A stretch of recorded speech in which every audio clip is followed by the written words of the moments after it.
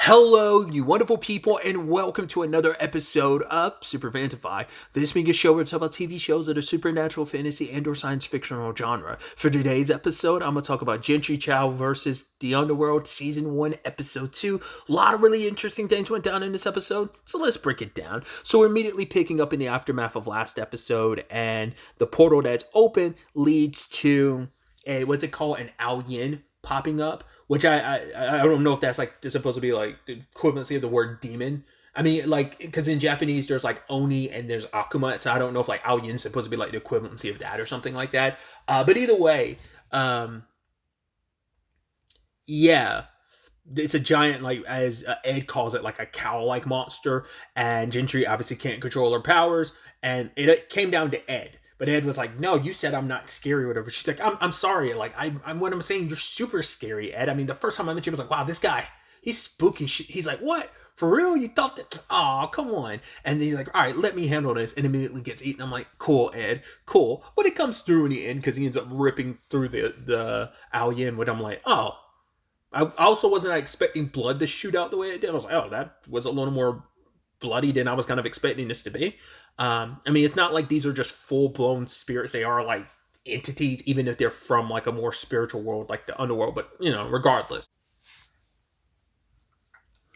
So that's one thing dealt with, but then immediately comes the question I had last episode. What do you do about Flora's dead body? Which we later on find out she's not Gentry's grandmother. That's her great aunt. So like that's one of her grandparents' like sibling, sister, like either her grandmother or grandfather's sister. But either way, it's like, what do we do? It's like, well, we have to take you back home and we're just going to bury you. But it's like, how do you handle that? Like eventually, like it's going to, like you're going to have to, like someone's going to go looking for Flora.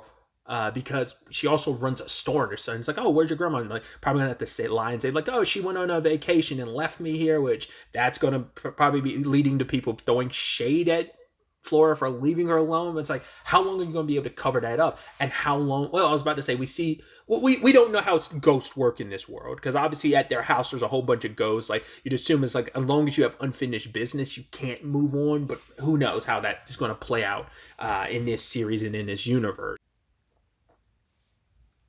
Like, is it just like how long will you be able to kind of keep that away from like the town? Because it's a tight knit enough town where like Flora is known well enough to the point like the principal's like, wait, Jentry Chau, are you related to Flora Chau? It's like, oh yeah, I get my like red like was it yarn and stuff like from her store all the time. So she's a known commodity in the community. I mean, she's been living here for a very long time. So I mean, we don't know how long she's been there, but I mean, obviously she's been here for the past 8 years. So, and obviously, unfortunately for Gentry, until all this situation is resolved, she can't go back to Seoul like she wants to. It's like, well, it's a complicated thing. Once again, in a town that remembers what you did accidentally 8 years ago, you are this town's trauma. You are I mean, once again, every town's got its thing of like, oh, we're kind of remembered for, not every town, but like certain towns have the thing that they're remembered by. It's like, well, sometimes it's fortunate enough that like, oh man, this thing happened years upon years and decades ago or something like that. It's like, no, this happened less than a decade ago and no one's going to be forgetting anytime soon considering everyone that was affected by it is still alive. It's not like, oh, this is generations ago. It's like, no, most of these people, everyone's been affected by this heavily. Even point out, I think it was interesting when Principal Wheeler was like, oh, yeah, he's like, oh, it's interesting. I looked at your address. Flora's house is the only house that wasn't affected by, well, I think there were certain places that weren't, but he made it sound like her house was like the only one that wasn't affected by the fire. So it's probably like, not because like Gentry like did that intentionally. It's probably like, no, Flora probably had like some, as we see later on, there's like a barrier that probably protected it. It's meant to like protect against demons, but maybe it's to protect against anything supernatural. So that might be the only reason why their house was protected, but kind of makes it suspicious, especially when you have a principal like Wheeler who is like, oh, I'm going to find out the secrets to all of this, you know? I mean, I'm sure there are other people trying to unravel that mystery, but he seems to be the most, and I love that he was like, I just love that scene too because it has like the most anime like beat to it where he's like, my son died. It was like, I lost something precious to me. My son's childhood blanket. And then like Gentry's face like takes like, you know, does the anime like, sound cue and facial expression. So, but yeah, like going to a school that is surrounded. I mean, the entire day. It's interesting balance. And once again, I was not expecting this angle to the story where it's like and Gentry is very like magnetic, and she has a very outgoing personality. So it's easy for her to make friends. Her and Stella hit it off, and then she's like friends with some of the other girls and stuff. So it's like it's easy for her to make friends. I mean, we saw in Soul she was very social. You had the benefit of you got to start fresh. You're kind of starting fresh here, but you're also tied to your past that you can't escape. I mean, luckily no one knows it's you, but still, it's just like every turn she goes, there's stuff like in the bathroom where it's like, oh, the horns and the tail, and it's like, oh, demon girl, and her perfectly in the middle of the mirror, like fitting underneath that, by design and stuff. But it's just like you can't escape. It's like, oh, being taught in class and stuff like that. It's a part of this town's history, so there's no escaping that. And maybe it's being applied in other classes, lessons that can be learned from that situation. But yeah. It's like for Gentry, every time she's taking one step forward, she's taking two steps back. It feels like. So she's able to kind of escape things a little bit, like I said, with her friend. So it makes the transition a little bit easier. But it's like, once again, you're drowning in, you're basically having your trauma slapped in your face every so often. And you have so much like guilt over it, because you're like, it is my fault. And what if people find out, like what's going to happen? She also finds out that her new friend Stella and her friend Michael are dating, even though it seems like there's definitely at best complicated relationship there, because it's like, I mean, Michael's like, oh my god, now that Stella and Gentry are friends, like we can hang out. It's like, cool, I love being the third wheel. I had already kind of thought like Michael was going to be the love interest, so that was another surprise. I was like, oh, they're setting it up, but still could be, because Gentry kind of feels awkward because it's like, well, all the stuff her and Michael talked about last episode, plus it's like, right, she probably had a crush on him when they were younger, and now it's like, oh, we were kind of picking things up, and now it's like, oh no, you've got a girlfriend already, and it's my new friend Stella. So that's probably going to complicate things. She met that good guy's Kit, which I thought was interesting too, where Michael was like, yo, well, you had a cute moment. You did. And I was like, I doubt we're going to have like a dun-da-dun situation, but it's definitely probably going to be at bare minimum a love triangle type of situation. We'll see how that pans out. But which we did see in the intro, there is something up with Michael. I'm curious, Michael and Kit. First, I'm wondering, like, I wonder we're going to find out Kit is actually like Mr. Chang in disguise or something like that. Was I referencing this or something else where I talked about the movie Sky High? The whole element of, oh, my girlfriend became my arch nemesis. My arch nemesis became my best friend. My best friend became my girlfriend. Like, I'm wondering if we're going to find out, like, oh, Gentry's going to hit it off with this Kit guy, and then he's going to end up actually being Mr. Chang. But it seems like from the intro, it seemed like he had angel wings or something. So his situation might be something else entirely. I mean, we're dealing with the underworld, but it makes you wonder about, like, the flip side of the underworld. Like, if there's any, like, thing that gets dabbled on that front. So, well, I don't know. A lot of interesting setup on, but obviously another element to this episode is like the ox. Is it Oxhead and Horseface, I believe, show up, and they are trying to find out what happened, because they're like, all right, this portal opened. Who opened it? Was it the power of a demon? It's like, no, something else. And they follow like the residual energy from Gentry, and it leads them to her house where Flora is asking Ed for help. Ed's like, right, I'm not trying to kill Gentry anymore. She's like, you've been trying to kill her. Like, that was just this morning. He was like, oh my God, hold a grudge much? But it's like, yeah, she needs like a proper Taoist burial.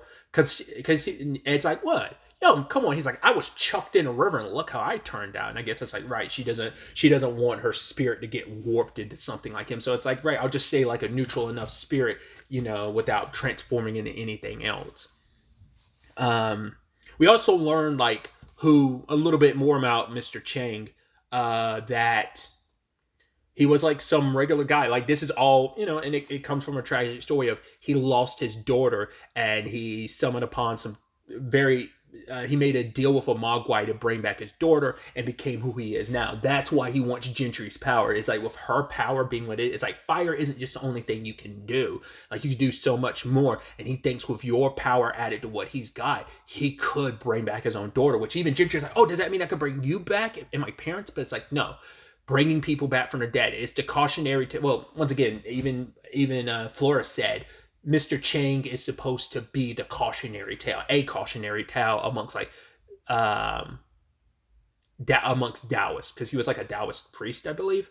But either way, I mean, that's the cautionary tale in all stories. Trying to bring back the dead never works out.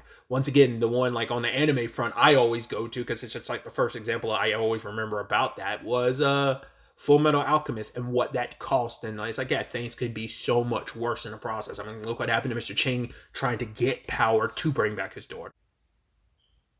But either way, at school, like everything, because her powers are tied to her emotions and she's not got it all under control, she's starting fire, she's burning a fork, she tries to throw it in the toilet. The anxiety of all that makes her catch the toilet paper on fire, and then she tries to like flush that. Some girls were in the bathroom with her. She's like, oh, I can explain all that. It's like, did you actually see any of that? I mean, the stall door was closed, but then fire pops up behind you. You're like, well, crap. Like, how do you explain that? Fire goes off, and obviously fire is a very triggering thing in this town. So fire alarms go off. Everyone exits the school. The vice principal notices, which, hey, that's a good vice principal being like, okay, check. Wait. Where is Jentry Chau? It's like, hey, that's a good guy to know. I mean, once again, she's the new face, so you will notice. But still, it's kind of a thing of taking notice of what students aren't there. He's like, oh my gosh, she must be in there. I'll make, he's like, nothing's going to stop me. It's good guy, Principal Wheeler. But at the same time, Gentry's being attacked by the two. I think they're still considered like alien, but I do love how this show can be creepy too, like that whole hallway sequence where they're just like vanishing in the lights, very classic horror situation, and Gentry's kind of running for her life, and ultimately it concludes with her powers activating. Sadly, the intercom is on. She's like, yo, are you scared of me? She's like, I have all this power and I accidentally burnt down this town. You think I can't hurt you? And then they immediately destroy the intercom, which I was like, I wonder, did they not want their side? Like, even though, once again, Spirit and their situation, because even though Gentry couldn't see Ghost, she could see Ed. So they're not the same. Even the Underworld isn't considered like a spiritual thing, because like there's a difference between Ghost and Ao Yin. So like they are still entities. So like even though they probably like, that's probably why they're like, what we say here could be heard, so we don't want anyone a part of that conversation. It's like, sadly, like, and it's like, of course, people who know Gentry would probably be able to recognize her voice. None of them know her. Like, luckily, she never said her name, but people who interact with Gentry might be able to recognize her voice. Michael definitely does, but I don't know, like, once again, we won't know until the next episode how, like, the whole entire school feels about that. She's going to be, once again, she was kind of doing okay now. She's going to be a pariah, but maybe only amongst the people that know. Like I said, the people she really heavily interacted with this episode. Obviously, Principal Wheeler is like, hey, you're the demon girl. She's like, I'm not a demon. And it's like, I was surprised they kind of let that play out on like a little bit of a comedic note, but it's just like that, because that's a dour situation. He knows the truth about you, and it's like I said, Michael's the one that kind of perked up the most when he heard Gentry's voice, and it's like, I don't know if they're gonna play it off and be like, oh, she was kind of doing she's like, oh, it was a prank. I was saying a douchey thing. I'm sorry. It was really uncool of me. That might be how they spin that. I don't know. It's like, also, it's going to be extra douchey because they're like, whoa. You don't invoke demon girl who burnt down like most of the town. Son. But either way, the spirits had warned her. It's like, yes, we are afraid of you because the power you have isn't something any normal human should have. And it's like, how does she have that power? Once again, because it doesn't seem like it's generational. It doesn't seem like it came from her grandmother, great aunt Flora. It doesn't seem like it came from her parents, but maybe they know something that we don't. And they specifically said like, oh, it's the power of the Yellow Emperor. And it's like, what the hell does that mean? So a lot of questions on that front. But like I said, we just kind of moved past that. So it's like, What was the rest of the school day like? Was school let out early? Like, once again, it's not going to be till next episode when we go back to school that's all going to come. Like, once again, find out how the school reacts to that, like how that all plays out going forward for her, whether she'll be a pariah or not. Because my thought was like, right, she's gonna like end up fighting other, as we now know, Ao Yin, but she's gonna be like using her powers. Like, it's the example I used because I made the parallel was like Danny Phantom. Like, Danny's able to, ghost up and disguise himself, very traditional superhero fighting bad guys type of thing. So she won't have to do it as herself if she can learn to master her powers. Because as we see, there is like a transform state a little bit, but she's able to probably change herself enough. I mean, not unless she's out and about fighting stuff. I mean, people still, like, even if she does, people won't know that she's slightly responsible for opening the portal between this world and the next. Because these guys are like the guards of that, the Horseface and Oxhead, and it's like, hey, we are trying to maintain the balance in this world, and you're throwing it off, and more danger is going to come. It's not just affecting the human world; it's going to affect the Dayu, the Underworld. So it's going to be interesting to see where that goes. And obviously, Mr. Chang got heavily damaged last episode, but he's still raring for a fight. Because I think that's so interesting. Like, shouldn't you have issue with him? Like, but I guess, like, there was a deal struck between Flora and him, so maybe he's able to kind of just... I mean, obviously, like, Mogwai or whatever are able to just kind of come here on their own. So I don't know if it's, like, why isn't he catching any flack, I mean, obviously the portal and everything, it's mainly on Jentry, but it's like it's only a byproduct of him. But I don't know how that's going to be like brought up or potentially discussed. It might be a thing of like they might not ever go in depth in that regard. It might just be like, you might. This is me overthinking. Like, why isn't he suffering any consequences on the underworld side of things? But maybe he's kind of in his own lane that no one really messes with him. Maybe he's able to kind of skirt those lines or whatever. But yeah, we do have Flora's burial, and it is a situation where she's just sad because it's like, right, like either she knows like I can't stay here forever, eventually I'm gonna have to move on, or it's just kind of like I brought my great niece back here, and now it's like I can't do anything for her, because it's like, right, we're also on the time limit, because those things are like, give Jentry time to train up to close that portal, and if she does it, we kill her. So it's like, that they're on a clock on so many regards, because they also have to worry about Mr. Chang coming back, and we have to kill him too. So, and now everything at the school. So it's like everything that can go wrong has gone wrong. So we'll see how everything plays out going forward. But obviously our little sting at the end of the episode is that Jentry sees her mom. Now, is that actually her mom's spirit here? Or is it kind of like an echo of the past where like Gentry's kind of catching glimpses of it? But it seems like it's like just straight up, no, it's her mom's spirit. So it's like, is her mom here, but maybe her dad isn't?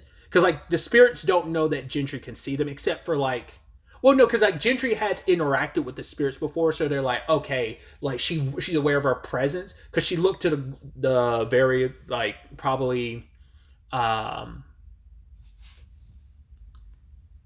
twin girls, very shining coated, the shining, sorry, coated.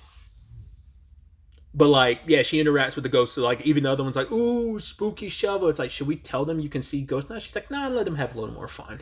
But yeah, like I said, it's going to be interesting to see where all of this ends up taking us going forward into the next episode.